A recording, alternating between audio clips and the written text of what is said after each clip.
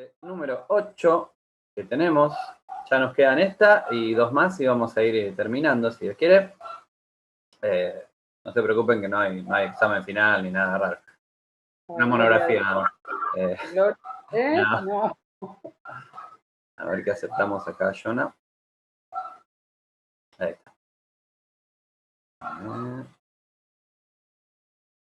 ¿Estamos? Bueno, estábamos tratando acerca de las modalidades musicales, acerca de la alabanza, de la adoración. Y bueno, para el día de hoy quería mencionar, así de manera cortita, ¿sí? Muy bien, tranqui, acerca de alabanza y adoración, estilos musicales, ¿no? Y algo muy, muy común, ¿no? Que nos suele pasar es que solemos catalogar a la alabanza, a la adoración, como un género, ¿no? Diciendo, ¿qué música hacen? No, hacemos alabanza y adoración. Y no es tan así. O de la misma manera, ¿qué música te gusta más en la iglesia? No, a mí me gusta más la parte de la alabanza. No, a mí me gusta más la parte de la adoración. Pero no es tan así, ¿eh? Y vamos a ver por qué. Primero, diciendo definiciones acerca de qué es la alabanza, qué es la adoración. Una vez lo hemos hablado, pero bueno, vamos a recordarlo y vamos a quizás profundizarlo un poquito. Alabanza. Alabanza es celebrar, es elogiar con palabras, ¿sí? Y en el Antiguo Testamento hay tres palabras que principalmente se relacionan con lo que es alabanza. Una es halal, que significa hacer ruido, ¿sí? Creo que este domingo hicimos bastante ruido. Otra es yadá, relacionada con las acciones y los gestos. Ahí voy a admitir un poquito más de gente. ¿Estamos? Y la otra es sumar. Perdonen mi hebreo antiguo, capaz que lo estoy pronunciando mal. Y esta se relaciona con las acciones y los gestos corporales. Un montón de cositas relacionadas con lo que es alabanza. Pero si empezamos a ahondar, engloba una serie de conceptos, de expresiones, de sentimientos, que son acción de gracias, gratitud, consagración, arrepentimiento, perdón de pecados. Todo eso es alabanza. Y Dios nos mandó a alabar su nombre y nos recomienda así que lo hagamos con música. De hecho, la semana pasada tocábamos el Salmo 150, ¿no? Que nos decía alabar con instrumentos de cuerda, de vientos, de percusión. Pero no significa que alabanza esté solamente en la música, ¿eh? No son sinónimos, alabanza y música, ¿no? Porque fíjense, el Salmo 150 dice, todo lo que respire, alaba a Jehová, ¿no? Y mi perro, por ejemplo, no hace música, pero también respira, ¿no? Entonces toda la creación debe alabar al Señor. De hecho, la naturaleza lo hace, no necesariamente con música. Entonces, no relacionemos el hecho de alabanza simplemente con algo musical. ¿Y la adoración? ¿Qué es la adoración? En el Antiguo Testamento está la palabra sacha, que significa inclinarse, hacer reverencia, ¿no? Y en el Nuevo Testamento se la relaciona mucho con la palabra proscuneo, que esa significa besar hacia, ¿no? Si juntamos las dos es un carácter de cercanía, ¿no? Y uno me dice, adoramos a Dios. Alabar, yo puedo alabar gente, ¿sí? Puedo elogiar gente. Pero adorar, rendirme, postrarme, o sea, que por completo esté yo inclinado así y a merced de solamente a Dios, ¿no? Pero en ningún momento la Biblia nos habla acerca de que la música es necesariamente alabanza y adoración. Hemos visto, ¿no? A lo largo de todo este curso que el Señor hablaba, ¿no? El uso de música en montones de eventos, ¿no? Como bodas, como funerales, como en la guerra, y no simplemente en un sentido eclesiástico, ¿no? De hecho, ¿se acuerdan de que Jesús, su primer milagro fue multiplicar el vino? Él estaba en una boda. Imagínense, en la boda había música. Entonces, y no necesariamente litúrgica, para adorar y alabar a Dios. Entonces, Jesús escuchaba música secular, ¿cómo la llamaríamos? Y sí, escuchaba música secular. De hecho, fue a esa boda, a esa fiesta. Y seguramente la pasó bien. No me lo imagino a Jesús y así todo cruzado de brazos, pues, diciendo, no, esta música no la escucho porque no es para el Señor. ¿No? A veces como que espiritualizamos tanto todo que nos volvemos medios religiosos y no es la idea, ¿no? Por eso Dios nos llama a adorar con entendimiento. Acá puse un poquito de influencias. ¿Por qué llegamos a decir alabanza y adoración como un género musical cuando esto no es tan así, ¿no? O a veces decimos, las alabanzas son las canciones rápidas y adoración no son las canciones un poquito más lentas y esas me gustan un poco más. No es tan así. Influencia en los medios, ¿no? Supongan que ponen en el buscador de Google, ¿no? Alabanza y adoración en vivo, ¿no? Y les va a salir seguramente algún recital, algo de algún grupo, supongamos, no sé, de Brunet, de Betel, Elevation Worship, el que a ustedes más les guste, ¿no? Pero ponen alabanza y adoración y enseguida les sale música, ¿no? De hecho, por ejemplo, he visto que hay premios Grammy de género como mejor disco de música cristiana, ¿no? Y otra vez, ya habíamos visto que no había un tal música cristiana o música no cristiana, sino música interpretada por cristianos o por no cristianos, ¿no?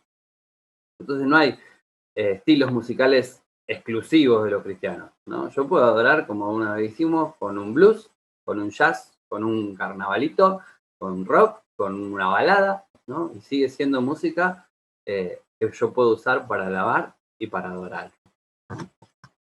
Pero bueno, esas influencias, ¿no? Del medio, del marketing y eso nos lleva a catalogar la alabanza y adoración como un estilo, cuando no lo es. Y como último punto, estilos e instrumentos musicales cristianos. Y acá me gustaría hacer un pequeño ejercicio, ¿no? Dios no nos enseña que haya un estilo u otro para adorar. De hecho, como veíamos la semana pasada, si en el cielo va a haber toda lengua, raza y nación, ¿no? Seguramente un africano no va a adorar con la misma música que nosotros, o un inglés, ¿no? O un brasilero no va a adorar con el mismo género, pero todos van a estar ahí, ¿sí? Y algo que me pareció interesante, ¿no? La Biblia nunca nos habla de música judía ni de música gentil. Nombra a los gentiles, pero no dice música gentil, no dice música secular. No habla de música cristiana y música profana. No hace distinciones, pero sí habla de música. No habla de música buena o música mala, ¿sí? Pero sí da referencias concretas con el buen uso de la música y el mal uso de la música. Y yo les voy a dar un ejemplo del Antiguo Testamento. ¿Se acuerdan cuando Moisés se va junto Josué y Moisés se van y van por las tablas, ¿no? Ellos vuelven y encuentran al pueblo adorando, ¿no? a ese becerro, ¿no? Dice que Moisés se acerca, mientras se va acercando, distingue que es música lo que estaban interpretando. Ahora, la música que ellos hacían en ese momento, ¿era mala en sí misma? ¿Ustedes qué opinan? ¿Sí? A ver, ¿hubiese sido muy diferente a la música que hubiesen hecho en una fiesta sagrada? No, de hecho estaban usándola para adorar. Mal, porque estaban adorando al becerro, pero estaban adorando, ¿no? Los instrumentos, ¿eran diferentes? No, eran los mismos instrumentos. ¿Y los músicos? Eran los mismos músicos. Entonces, la música era la misma, los instrumentos lo mismo, los músicos lo mismo, solo que era un mal uso de esa música, ¿eh? Entonces, el problema no es, en esa instancia, el estilo, sino la actitud, el corazón de ellos. El corazón es lo que le interesa a Dios, no el estilo musical, ¿no? Eso es algo que tenemos que grabarnos, ¿no? A fuego, de decir, no, no me voy a centrar tanto en el estilo, si es rápido, si es lento, sino en concentrarme en que mi corazón, todo mi ser, mi mente y mi espíritu adore a Dios, ¿no? Y ahora, en el Nuevo Testamento. En el Nuevo Testamento se habla en varios lados acerca de instrumentos. Por ejemplo, se me ocurren algunos, ¿no? Pero, a ver, ¿alguno de ustedes se acuerda en el Nuevo Testamento de algún instrumento, de alguna referencia a un instrumento? Cristina, ¿te acordás de algún instrumento que se menciona en el Nuevo Testamento? Nuevo Testamento, a ver, no, en este momento no recuerdo, pero... Pero una ayudina, a ver, el primero que me dice. Guitarra cítara es un instrumento, ¿no? Sí, muy bien. En el Apocalipsis, ¿no? Se habla de arpas. ¿Sí? Varios pasajes del Apocalipsis se habla de arpas. Ahora, saben que esa arpa es la cítara, como bien decía la región de cítara, de que menciona Cristina. Y esa cítara, adivinen de dónde venía. De Grecia. ¿Sí? Y se usaba para adorar al dios Apolo. Otro instrumento, a ver a quién se le ocurre. Les voy a dar una pista. Cuando Pablo dice, si hablo en lenguas humanas y angelicales, pero no tengo amor, no soy más que... Címbalo que retiñe. Exacto. Ahí va, qué rápida está Cristina ahí, la aplaude ahí la señora Laura. Ese instrumento era el quimbalón, ¿sí? Se usaba para adorar a la diosa romana Cibeles. Mira. En un momento se mencionan también flautas. Cuando Jesús va a resucitar a la niña, ¿no? que se encuentra en el velorio, se encuentra con flautistas, ¿no? Se usaba en ese momento contratar músicos que tocaran, así como contrataban también a las lloronas, las mujeres que lloraban un montón como para hacer un gran alarde, ¿no? de cuánto se lo quería al difunto, ¿no? Y en ese momento tocaban flautas, ¿no? Esos músicos contratados. Pero el instrumento que tocaban eran un aulós, y se usaban en el culto a Dionisio. De la misma manera, en 1 Corintios habla de trompetas, ¿no? Y no eran las trompetas del sofá, eran el salpinx que se usaba en la batalla con los griegos, ¿no? Fíjense, un montón de instrumentos, todos instrumentos de la cultura greco-romana, ¿no? Entonces, podemos tranquilamente inferir, ¿no? Que en estos primeros tiempos de la iglesia primitiva, si usaban los instrumentos de ellos, y seguramente también los estilos musicales que usaba la iglesia, no eran muy diferentes a los que usaban esas culturas, ¿no? Culturas que eran paganas, ¿no? Adoraban a otros dioses. Entonces, de vuelta, no hay, ¿no? un estilo de música que sea mala. No hay un instrumento que sea malo, ¿no? Simplemente hay personas que ejecutan instrumentos, que ejecutan música, que puede ser bien usada o mal usada, ¿no? Existen cristianos que hacen música y gente no cristiana que hace música. Y de la misma manera, alabanza y adoración ni siquiera es necesariamente música. Podemos adorar con danza, podemos adorar con arte, podemos adorar con nuestras propias palabras. Si quieren y hacer un ejercicio, busquen en la Biblia adoraciones acompañadas con música, alabanza acompañada de música y alabanza y adoración sin música. Y de la misma manera, analicemos canciones. Capaz tenemos una canción rápida, pero que en su letra, en su contenido, es adoración, ¿no? Porque exalta a Dios, porque yo me rindo, porque me postro, ¿no? Pero en un ritmo rápido, ¿no? No hagamos esa diferenciación como alabanza las rápidas, adoración las lentas, ¿no? Una canción lenta también puede ser alabanza, porque puede demostrar gratitud, puede demostrar alegría, puede mencionar las características de Dios y elogiarlo. Entonces, no nos cerremos a esos estilos musicales como catalogarlos en alabanza de adoración, ¿no? De vuelta, somos libres de adorar y de usar la música y otros géneros, el arte es tan hermoso para adorar, así que bueno, sientan esa libertad. Y hasta acá lo mío. Sí. Bueno,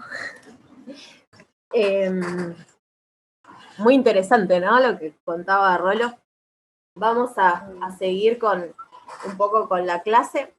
Y si bien Rolo decía que la alabanza y la adoración no tienen que ver solo con música, esta vez y esta clase la vamos a aplicar, sí, a la música, ¿sí? Vamos a pensar y vamos a dejar que el Espíritu Santo nos esté ministrando, nos esté hablando. Y para comenzar quiero que podamos recordar dos pasajes bíblicos, una es una historia y el otro sí es un pasaje bíblico que está en Apocalipsis. La primera historia está en Primera de Reyes 18, no la vamos a leer, pero yo les recuerdo. ¿Se acuerdan de este pasaje, esta historia en la que estaba Elías orando a Dios porque quería que descienda fuego del cielo para consumir un altar, porque había hecho una especie de trato con los profetas de Baal, en que estaban como compitiendo a ver quién era el Dios verdadero. Y entonces en ese momento Elías oró y dice que bajó fuego del cielo. Pero también, si nos ponemos a ver el otro lado de la perspectiva de los protagonistas de esa historia, estaban los profetas de Baal. ¿Y saben qué estaban haciendo los profetas de Baal? Estaban adorando y estaban alabando a ese Dios. Entonces, fíjense que en esa historia se relata que estaban haciendo mucho ruido y efectivamente pasaron muchas horas haciendo mucho ruido, haciendo cánticos, canciones, alabanza, adoración a Baal, y no pasó nada. Esa es una historia. Y por otro lado, quiero contarles que en Apocalipsis 3:20 dice: mira que estoy a la puerta y llamo. Si alguno oye mi voz y me abre la puerta, entraré a su casa y cenaré con él y él conmigo. ¿Sí? La clase de hoy se llama ¿con el corazón o con la mente? Bueno, ese es el título. Pero ¿a qué vamos con estos pasajes y con esta historia? Yo les quiero hacer una pregunta. ¿Ustedes piensan que en nuestra iglesia o en las iglesias puede pasar que hagamos alabanza y adoración y que no esté el Espíritu Santo? ¿Puede pasar? De hecho, este pasaje que leímos en Apocalipsis está hablando el Señor a una iglesia. No le está hablando a gente que no conoce de Dios. A veces tomamos este pasaje para predicar el Evangelio y decir, bueno, Dios está golpeando tu corazón. Pero en realidad el que estaba golpeando era Jesucristo, las puertas de una iglesia. Habían organizado todo, un culto precioso, con palabra, con alabanza, adoración, pero Jesucristo estaba del otro lado de la puerta de la iglesia. Tremendo, ¿no? Es realmente algo que nos tiene que conmover. Como cristianos necesitamos entender algunos principios para adorar. Entonces, yo les había hablado y veníamos de clases anteriores hablando acerca de la unidad, hablando acerca del rol del enemigo dentro de la alabanza y la adoración. Y hoy vamos a ver al Espíritu Santo obrando y de manera muy práctica. Quizás no lleguemos a todo el contenido y sigamos la clase que viene, pero vamos a empezar por leer un pasaje que está en 1 Corintios 14, versículo 15. Dice: ¿qué debo hacer entonces? Pues debo orar con el espíritu, pero también con el entendimiento. Debo cantar con el espíritu, pero también con el entendimiento. Esto le decía Pablo a los corintios, ¿no? ¿Qué debo hacer entonces? Bueno, si querés en tu casa, lee tranquilo todo el pasaje, pero llegaba a una conclusión, ¿no? Esta respuesta. ¿Cómo debo orar? ¿Cómo debo cantar? Dice, bueno, con las dos cosas, con el entendimiento, pero también con el espíritu. Así que es eso lo que hoy vamos a tratar de explicar. ¿Y de qué se trata todo esto, no? Primero, que para poder adorar, nosotros necesitamos estar conectados con Dios, ¿no? Eso es algo que ya veníamos viendo en la clase.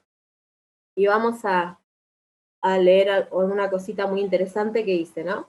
Para poder adorar tenemos que estar conectados con Dios, tenemos que estar en una misma sintonía con Él, en un mismo espíritu.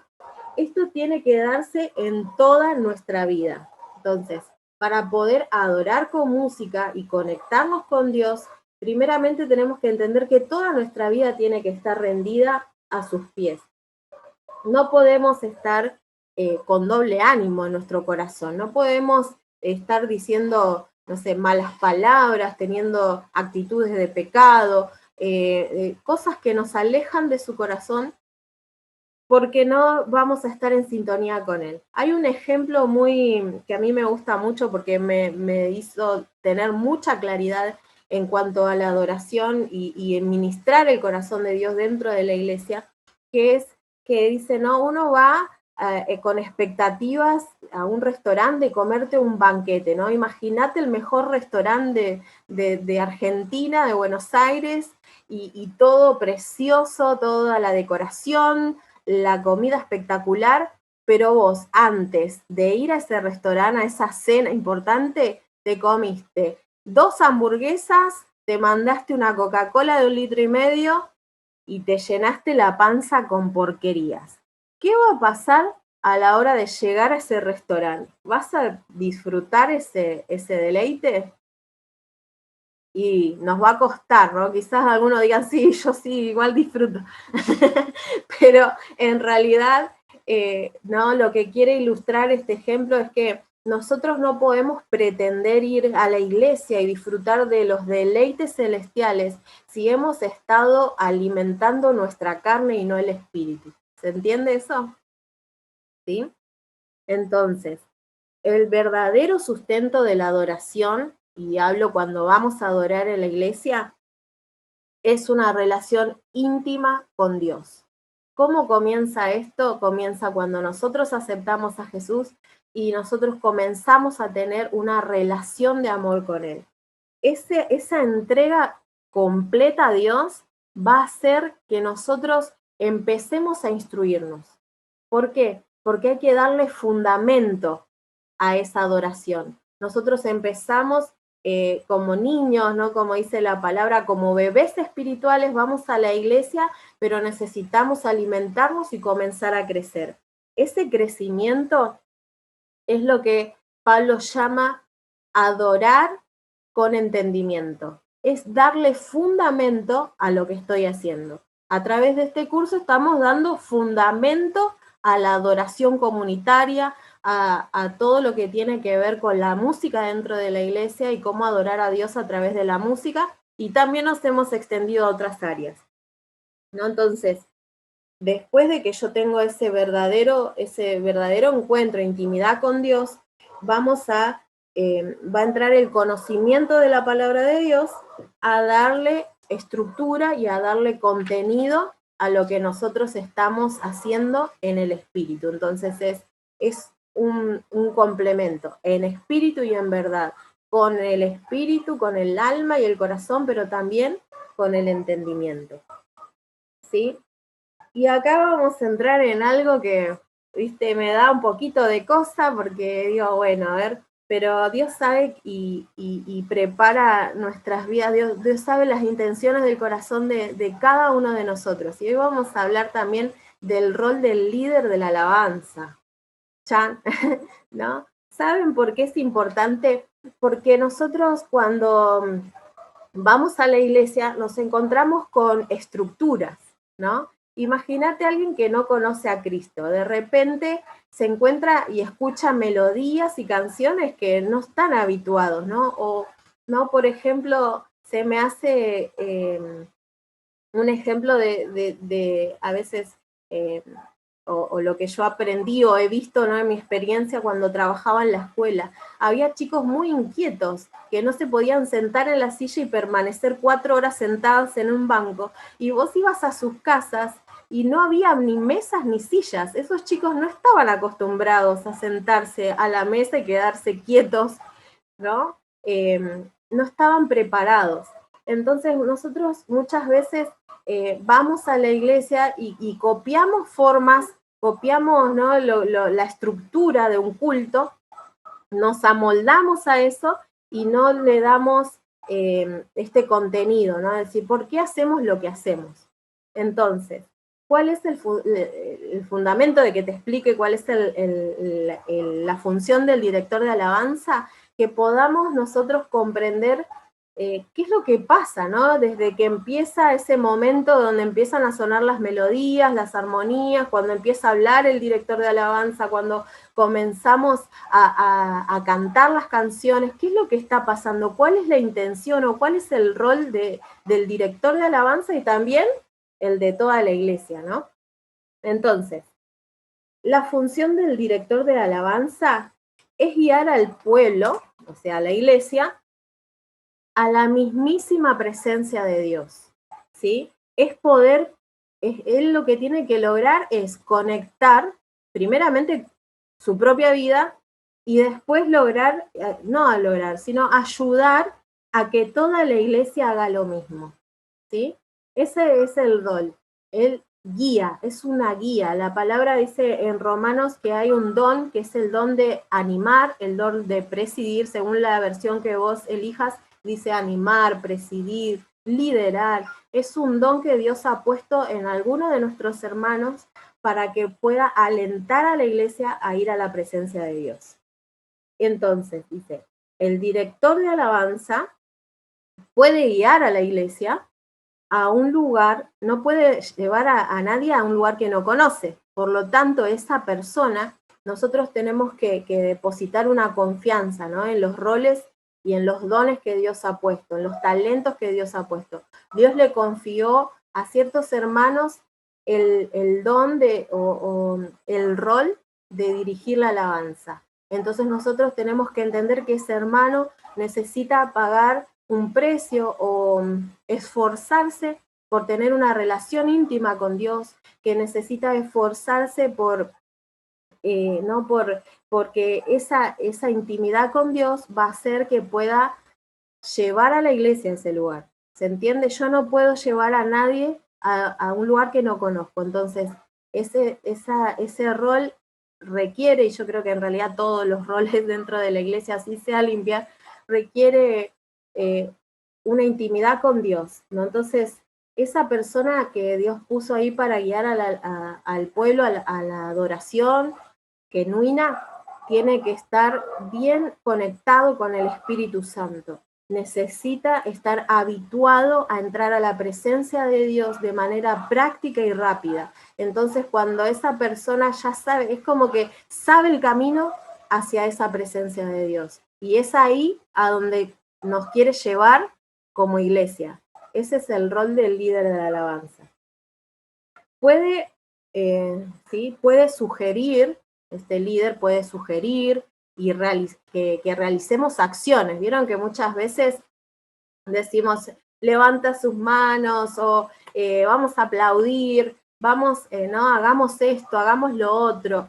Puede sugerir esas acciones, ¿sí?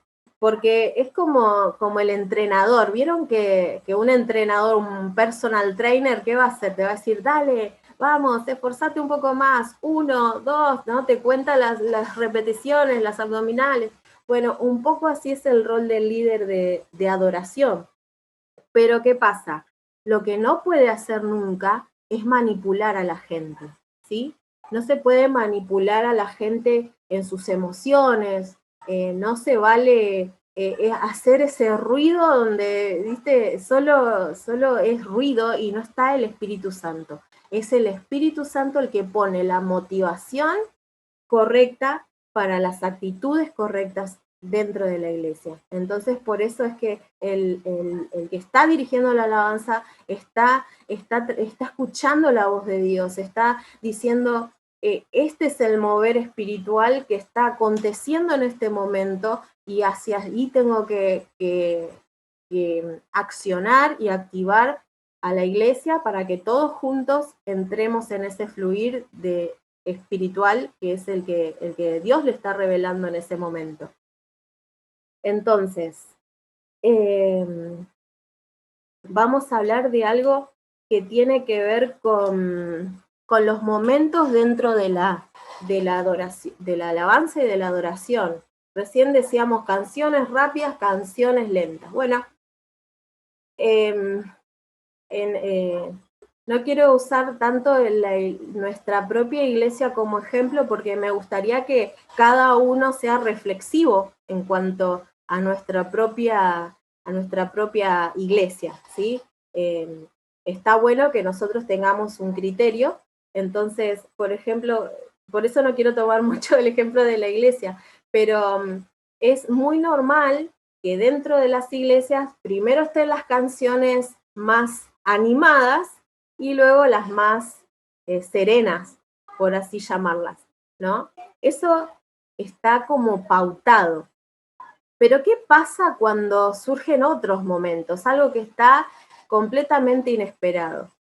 A veces puede funcionar y otras veces causa distracciones, ¿no? Nosotros aprendíamos que la iglesia puede ser como muy distraída, muy sensible, ¿no? Por ahí un sonido muy fuerte o un cambio de ritmo o que alguien se equivoque en la nota o que se equivoque el vocalista con la letra, hace que enseguida, ¿viste? Nos desenfoquemos y no nos podamos concentrar en lo que estaba haciendo el Señor en nuestra vida, ¿no? Entonces, este título se llama Lo pautado y lo espontáneo, ¿sí?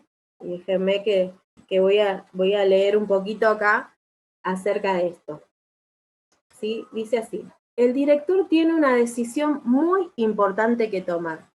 O sea, ojalá que haya más, ¿no? más empatía con el que está dirigiendo, porque no es fácil que todo esto acontezca en un momento, ¿sí? Es realmente estar muy, muy atento a la voz de Dios. Entonces, el director tiene que decidir una decisión entre lo pautado, porque ustedes imagínense que cuando estamos en el medio de la congregación y está ese momento de adoración, es el producto final de un ensayo, ¿no? Entonces, hay cosas que pautamos con los músicos de antemano, pero también está que el Espíritu Santo es el que guía y quizás el Espíritu Santo quiere hacer algo fuera de lo pautado.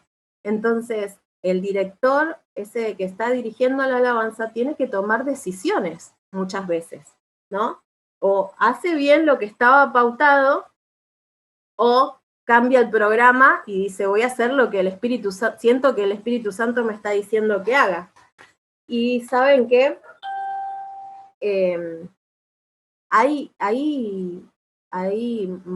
No podemos ser rígidos en ese asunto, ¿sí? Porque no siempre salirse del programa y hacer algo espiritual, algo espontáneo, significa que estaba guiado por el Espíritu Santo. Muchas veces podemos decir, bueno, el Espíritu Santo guió a esto y capaz que salió todo mal con el grupo de alabanza, ¿no? Y los músicos te quieren matar y te miran feo y al final causó un terror en vez de que sea algo que el Espíritu Santo estaba queriendo hacer, ¿sí? Pero tampoco puede pasar que nos aferremos tanto a un plan para que todo salga perfecto y que el Espíritu Santo no tenga lugar. Entonces, no siempre aferrarse al programa es la opción más segura. Entonces, ¿qué hacemos? ¿No? ¿Qué hacemos? Entonces, lo correcto no es ni ser espontáneo ni no serlo, ¿sí? Lo correcto es ser guiado por Dios y obedecerlo a Él.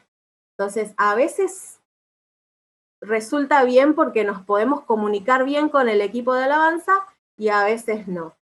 Depende de la profesionalidad de los músicos, pero también depende del discernimiento espiritual, ¿sí? O sea que fíjense todo lo que acontece en esos momentos en que estamos ahí parados, adorando y exaltando a Dios, ¿no? Y para seguir con esto, no sé qué hora es, porque yo tengo muchas cosas preparadas, pero me parece, no me quiero quedar a la mitad y quiero cerrar, así que vamos a ver hasta dónde llegamos. ¿Están cansados?